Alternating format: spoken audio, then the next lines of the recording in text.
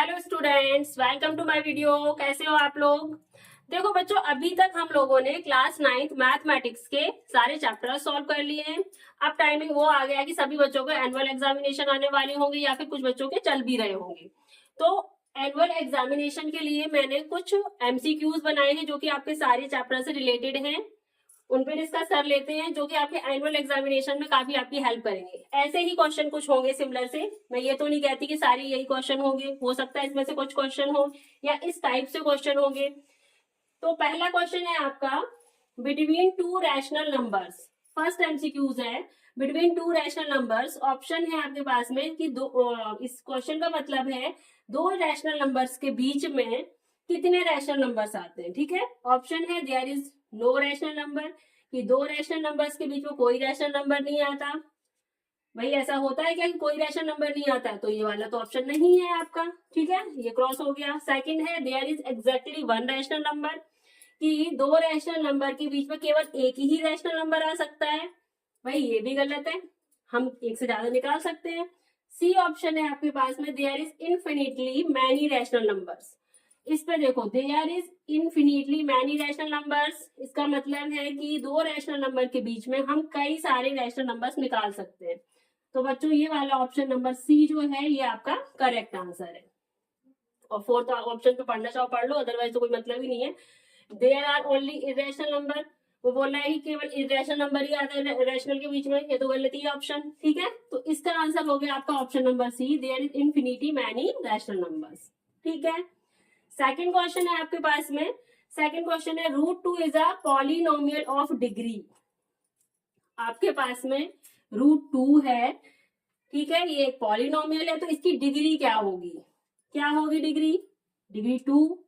To degree तो हो ही नहीं सकती क्योंकि वेरिएबल है ही नहीं कुछ भी यहाँ पे।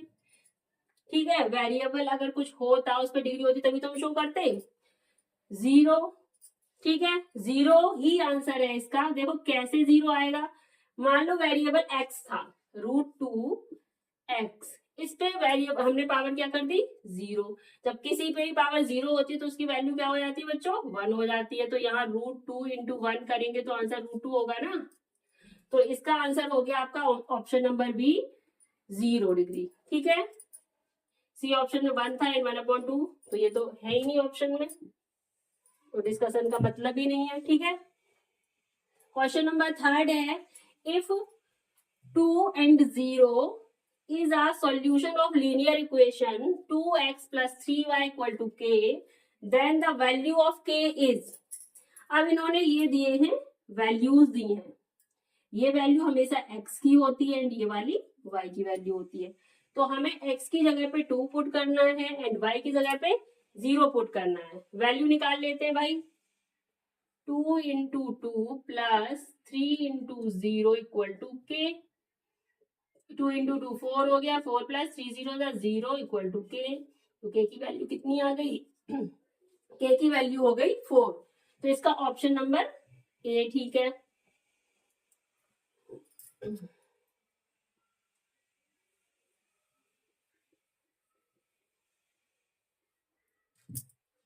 क्वेश्चन नंबर 4 है, एब्सिस का of a point is positive in. Abscess का क्या होता है? एब्सिस का होती है एक्स एक्सिस पे जो वैल्यू होती है, और ऑर्डिनेट क्या होता है? जो वाई एक्सिस की वैल्यू होती है। अब वो कह रहा है एब्सिस का किसमें दोनों ही पॉजिटिव होंगे, फर्स्ट एंड सेकंड क्वाड्रेंट। देखो आप लोगों को क्वाड्रेंट पता होने चाहिए इसके लिए, तो इस तरीके से मान लो। ठीक है, ये आपका फर्स्ट होता है क्वाड्रेंट, ये सेकंड होता है, ये थर्ड होता है एंड ये फोर्थ होता है। फर्स्ट में दोनों ही पॉजिटिव होते हैं, ठीक है, सेकंड में आपके पॉजिटिव एंड नेगेटिव होता है, थर्ड में दोनों ही नेगेटिव होते हैं एंड फोर्थ में आपका पॉजिटिव एंड नेगेटिव होता है। ठीक है, अब एक्सिस का क्या होता है? एक्स एक्सिस वाला तो एक्स एक्सिस फर्स्ट पॉइंट होता है यानी फर्स्ट। ठीक है, और फोर्थ क्वाड्रेंट में दोनों ही पॉजिटिव होंगे, तो इसका ऑप्शन नंबर क्या हो जाएगा आपका? Option number B. ठीक है, क्वेश्चन फिफ्थ है, in the given figure POQ is a line, the value of x is. POQ क्या है? लाइन है, ये लाइन बना दी उन्होंने। ठीक है, इसमें उन्होंने x की वैल्यू पूछी है। x की वैल्यू कैसे निकालेंगे? उन्होंने खुद ही बोला ये लाइन है, तो ये क्या हो गया, लीनियर पेयर बनाएंगी सारी वैल्यूज। तो यहाँ पे सॉल्व कर लो आप। 40 degree plus 4x, sorry 4x plus 3x equal to 180, linear pair है, ठीक है। सॉल्व कर लो भाई। 7x हो गया, 40 उधर जाएगा, 180 से माइनस करेंगे 140 आया, तो 7x equal to 140, then x equal to 140 by 7, 20 degree answer आ गया भाई। x की वैल्यू कितनी आ गई, 20 डिग्री। तो इसका आंसर हो गया ऑप्शन नंबर ए।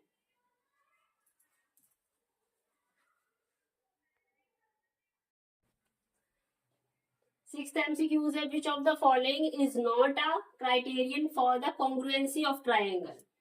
कौन सी congruency क्राइटेरियन इसमें नहीं है, ठीक है। फर्स्ट है आपका side angle side angle side होती है कॉन्ग्रुएंसी। सेकंड है आपका एंगल साइड एंगल, ये भी होता है। थर्ड है आपका side angle, side angle congruency होती है, नहीं होती है। तो ये इसका ऑप्शन हो गया ऑप्शन नंबर सी, साइड तो होता ही है, ठीक है। सेवेंथ है आपका MCQs, in the following figure A B C D, sorry figure नहीं बनाया, फिगर बनाती हूँ एक सेकंड। ये डायग्राम है इसका, A B C D and A E F G are two parallelogram. A B C D ये बड़ा वाला पैरेललोग्राम, एक छोटा वाला पैरेललोग्राम आपका ए ई एफ जी, ये दो पैरेललोग्राम है, जिसमें कि एंगल सी की वैल्यू कितनी दी गई है, सी की वैल्यू है 60 डिग्री, ठीक है। And find the value of angle G F E, angle G F E की वैल्यू पूछी गई है आपसे, जी एफ ई ये वाला एंगल पूछा गया है। बहुत ही सिंपल क्वेश्चन है, देखो क्या करना है। आप लोगों को ये प्रॉपर्टी पता है, पैरेललोग्राम में क्या होता है, अपोजिट एंगल्स की वैल्यू क्या होती है, इक्वल होती है। तो ये angle C and angle A ये इक्वल होंगे, तो ये क्या हो गया आपका 60 डिग्री, ये 60 है तो ये भी 60 हो गया। अब इसमें देख लो छोटे वाले पैरेललोग्राम में ए ई एफ जी में एंगल ए की वैल्यू किसके बराबर होगी, एंगल एफ के बराबर होगी, तो ये भी हमारा 60 डिग्री आ गया। अब हम लोगों से क्या पूछा गया है, एंगल जी एफ ई की वैल्यू क्या हो गई 60 डिग्री, तो 60 डिग्री कौन सा ऑप्शन है, ऑप्शन नंबर बी आपका आंसर हो गया, ठीक है। क्वेश्चन नंबर 8 है, given below is the figure of circle with centre O. ये आपको एक सर्कल दिया गया है, ठीक है, यहाँ इसका सेंटर ओ है। The measure of angle B O C, जो आपका एंगल है जो सेंटर पे एंगल बन रहा है, ध्यान रखना है सेंटर पे जो एंगल बन रहा है BOC, उसकी वैल्यू है 88 degree. What is the value of angle BAC? अब हमें एंगल BAC की वैल्यू निकालनी है। अगर बच्चों ने सर्कल चैप्टर पढ़ा है, उसके थ्योरम्स पढ़े हैं, तो बहुत ही जल्दी कर देंगे सॉल्व। देखो इसकी वैल्यू क्या है 88 डिग्री, और यहाँ पे जो एंगल बन रहा है उसकी वैल्यू जस्ट इसके हाफ हो जाएगी। प्रॉपर्टी पता ही होगी कि किसी भी सर्कल पे किसी आर्क के द्वारा सेंटर पे जो एंगल बनता है वो किसी भी अदर पॉइंट पे बनने वाले एंगल से डबल होता है। तो ये वैल्यू डबल दी गई है, इसका आधा कर दो तो यहाँ की वैल्यू आ जाएगी 88 का हाफ कितना हो गया 44 डिग्री। तो ऑप्शन नंबर ए आंसर हो गया इसका, ठीक है। Question number 9, if the area of equilateral triangle is 16√3 centimetre square, कितना है 16√3 centimetre square, then the perimeter of triangle is, तो ट्राइंगल का पेरीमीटर क्या होगा। सबसे पहले तो ये समझो कौन सा ट्राइंगल दिया है इन्होंने, इक्विलेटरल ट्राइंगल। इक्विलेटरल ट्राइंगल का एरिया क्या होता है, फॉर्मूला क्या होता है इक्विलेटरल ट्राइंगल के लिए, इसको मैं यहाँ पे सॉल्व कर दे रही हूँ, ठीक है। क्या होता है √3/4 यही फॉर्मूला तो होता है। इसकी वैल्यू कितनी गिवन है 16√3, √3 से √3 कैंसिल आउट हो गया, इसका क्रॉस मल्टीप्लाई कर लो भाई, ए स्क्वायर इक्वल टू कितना हो गया 16 जा 64, तो ए स्क्वायर आपका 64 आ गया, तो ए कितना आ जाएगा 64 का स्क्वायर रूट निकाल दो, कितना आ गया 8 8 जा 64, 8 आ गई वैल्यू। इक्विलेटरल ट्राइंगल है, एक साइड हमारी 8 आ गई, पेरीमीटर निकालने के लिए क्या करेंगे 3 इंटू साइड, 8 3 कितना होता है 24, तो जहां पे भी 24 दिख रहा है वहां टिक लगा दो भाई, ऑप्शन नंबर बी आंसर हो गया। वैल्यू कितनी आएगी इसकी 24 सेंटीमीटर। क्वेश्चन नंबर 10 है, the radius of sphere is 2r। Sphere का रेडियस उन्होंने कितना दिया है 2r, then its volume will be, volume का फॉर्मूला क्या होता है बच्चों? वॉल्यूम का फॉर्मूला होता है 4/3πr³। 4/3πr³। ठीक है, अब यहाँ पे r कितना दिया गया है? 2r, तो भैया 2r का क्यूब कर लो। 2 2 जा 4, 2 जा 8, 8r³ आया। 8 का 4 में मल्टीप्लाई करेंगे कितना होगा? 8 4 जा 32, 32/3πr³। जहां भी दिख रहा है वहां मार्क कर दो। तो ऑप्शन नंबर डी इसका आंसर हो गया। ठीक है, 32/3πr³।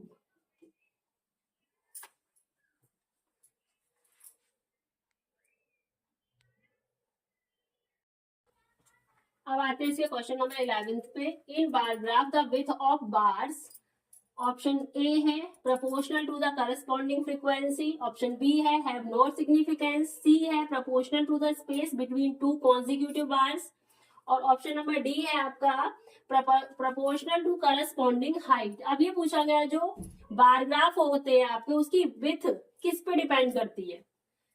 बार ग्राफ की विड्थ मैंने आपको इंट्रोडक्शन वीडियो में बताया है कि किसकी प्रोपोर्शनल होती है? Proportional to the corresponding frequency. तो इसका ऑप्शन नंबर ए आंसर हो गया।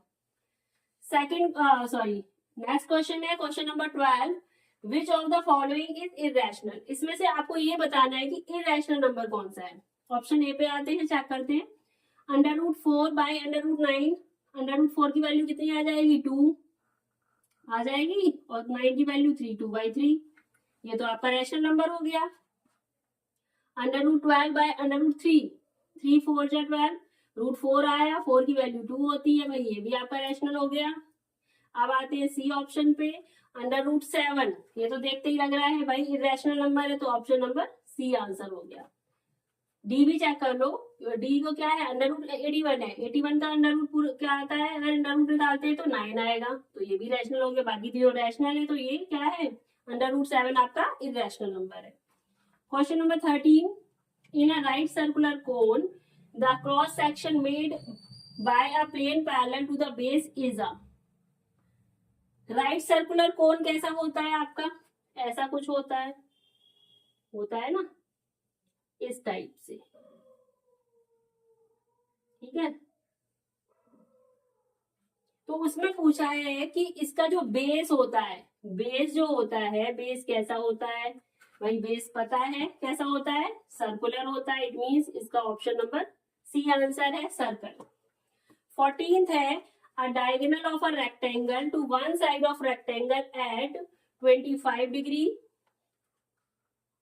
The acute angle between the diagonal is, देखो आप ले लीजिए एक रेक्टेंगल है ए बी सी डी, ठीक है, इनके डायगोनल्स है ए सी एंड बी डी। आपको पता होना चाहिए कि रेक्टेंगल में जो डायगोनल्स होते हैं वो एक दूसरे के इक्वल होते हैं। ए सी इक्वल टू बी डी हो जाएगा, और ओ ए इक्वल टू किसके बराबर हो जाएगा? ओ बी के बराबर हो जाएगा। ठीक है, और यहाँ पे जो एंगल दिया गया है आपको, एक एक्यूट एंगल दिया गया है 25 डिग्री, इसकी वैल्यू दी गई है। अब एक प्रॉपर्टी होती है ट्राइंगल में, angle opposite to equal sides are equal. जब ये 25 है तो ये भी 25 हो गया आपका। ठीक है, अब हमें एंगल कौन सा निकालना है? एंगल निकालना है ये वाला BOC। ये मान लीजिए, सबको भूल जाओ। अब ये मान लीजिए क्या है आपका? एक्सटीरियर एंगल है। एक्सटीरियर एंगल क्या होता है? Exterior angle equal to, exterior angle क्या होता है? Sum of opposite interior angle के बराबर होता है। इंटीरियर एंगल्स आपके कौन से हैं? 25 एंड 25, 25 प्लस 25 कितना हो गया? 50। तो ये वाला एंगल जो आपका निकल के आएगा 50 डिग्री आएगा। यही आपसे पूछा गया है, तो ऑप्शन नंबर बी इसका आंसर हो गया 50 डिग्री। ठीक है, 15th है आपका the number of dimension a point has. भाई पॉइंट में कितने डायमेंशन होते हैं? तो सबको पता है भाई, पॉइंट में कोई डायमेंशन ही नहीं होता है। तो ऑप्शन नंबर ए आंसर हो गया इसका 0।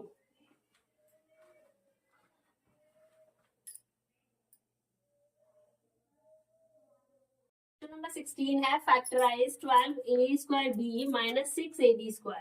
फैक्टराइज करना है बच्चों। देखो इसमें क्या कॉमन दिख रहा है आपको, एक तो 6, ठीक है, एंड ab, तो 6ab ले लो। कॉमन हमेशा वो टर्म लिया जाता है जो हाईएस्ट होता है, यानी एचसीएफ लिया जाता है। तो 6ab हो गया, अंदर क्या आएगा आपका 6 2 12, 2a माइनस का 6a पूरा निकल गया माइनस b।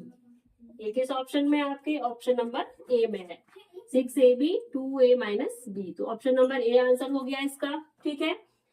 नेक्स्ट क्वेश्चन पे आते हैं। The linear equation 2x minus 5y equal to 7 has. ये आपको लीनियर इक्वेशन दी गई है, ठीक है। इसमें पूछा गया कि इसके कितने सॉल्यूशन हो सकते हैं।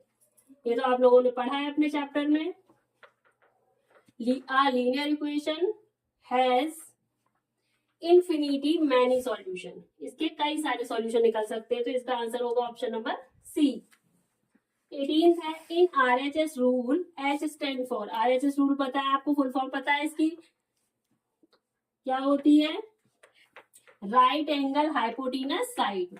तो H स्टैंड फॉर हाइपोटेनस, तो ऑप्शन नंबर बी इसका आंसर हो गया, ठीक है।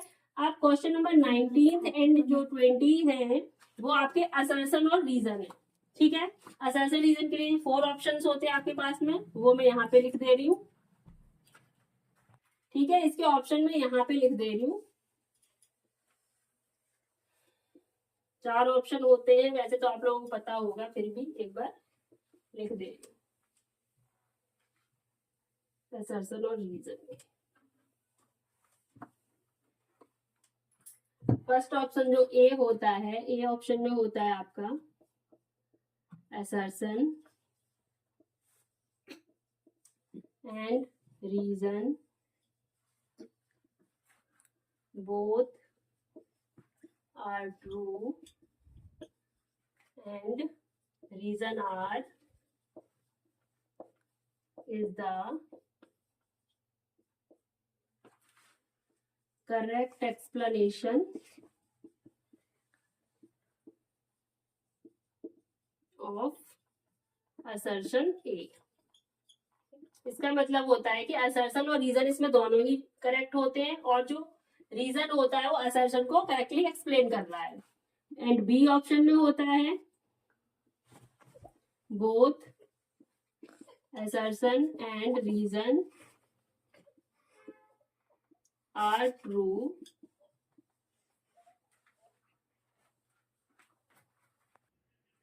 ठीक है।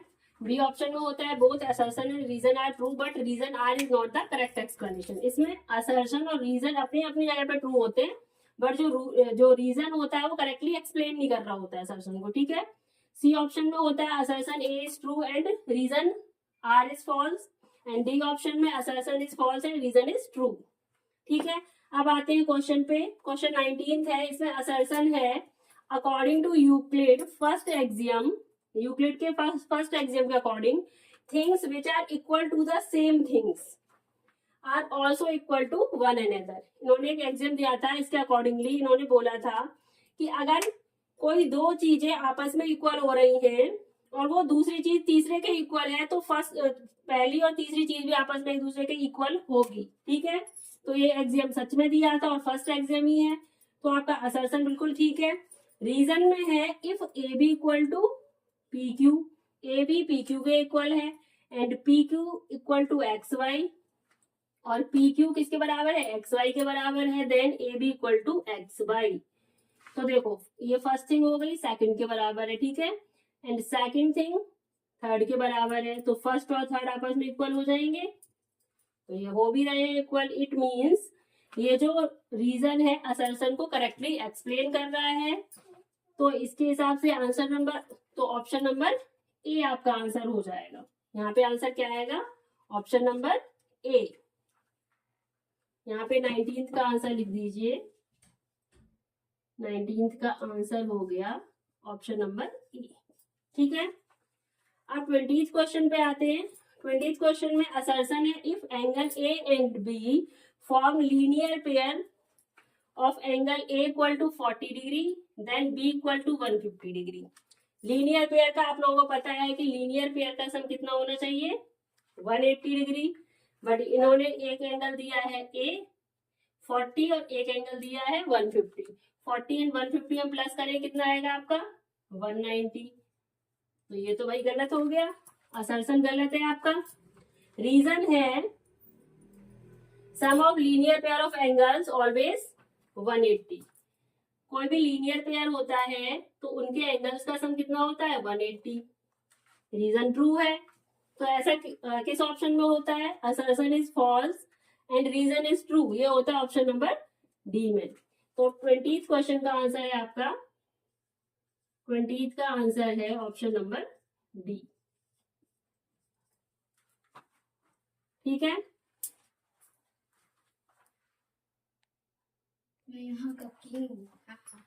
तो स्टूडेंट आज के वीडियो में मैंने जितने भी इम्पोर्टेंट क्वेश्चन थे आपके पूरे एनुअल सिलेबस से रिलेटेड वो मैंने डिस्कस कर लिए हैं। क्वेश्चन करीब करीब 20 थे। अगर आप लोगों को ये 20 क्वेश्चन समझ में आ गए होंगे तो इससे बेस्ड या इससे सिमिलर जो भी क्वेश्चन आएंगे तो आप अपने एग्जाम में करेक्ट करके आएंगे। And thank you for watching my video. Bye bye.